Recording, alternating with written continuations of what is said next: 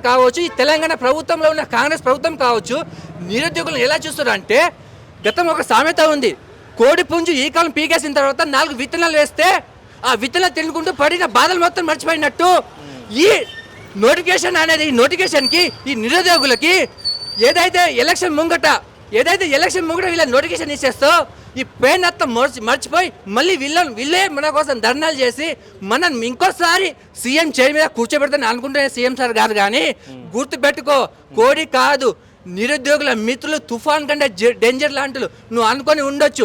మర్రి చెట్టు కాదు కూడా పెద్ద పెద్ద వృక్షంతో వేళ్ళ సహా కింద పడిపోతుంది.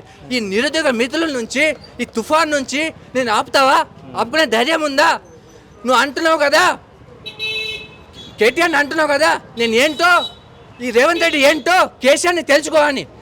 నేను చెప్తున్నా సీఎం సార్ గారు, నిరుద్యోగ మిత్రులు ఏంటో నువ్వు వెళ్ళి తెలుసుకో, కేసీఆర్ దగ్గర వెళ్ళి తెలుసుకో. వీళ్ళ ఆశలు, వీళ్ళ బలం, వీళ్ళ కాన్ఫిడెన్స్, వీళ్ళ ధైర్యం ఏంటో తెలుసుకో. అప్పుడంటే మీరు ఎలక్షన్ల ముందు కాంగ్రెస్ పార్టీకి మీకు సపోర్ట్ చేయడం జరిగింది కదా, సో ఇప్పుడు మీకు ఇంతగానం జరుగుతుంది, మీకు ఏమనిపిస్తుంది?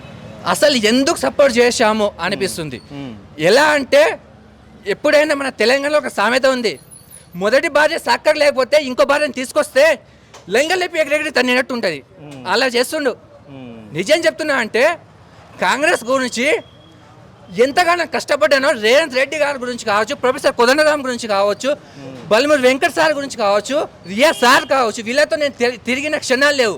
నా జీవితం మొత్తం సగం జీవితం వీళ్ళ మీద నేను తిరిగాను. వీళ్ళతో కలిసి ధర్నాలు కావచ్చు, మీటింగ్ కావచ్చు, ఒక ప్లాన్ మీద ప్లాన్ గీసుకోవడం.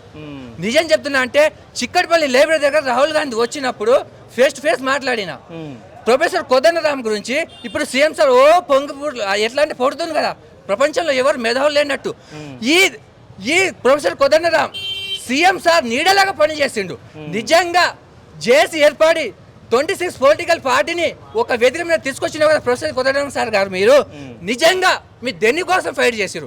తెలంగాణ కోసం ఫైట్ చేసిరా, లేదా సీఎం సార్ ఈ రేవంత్ రెడ్డిని కూర్చోబెట్టడానికి ఫైట్ చేసిరా? నిజంగా మీరు ఫైట్ దేని కోసం చేసిరు? నిరుద్యోగుల తెలంగాణ నిధులు నియామకాల గురించి ఫైట్ చేసిరా, లేదా దేనికోసం?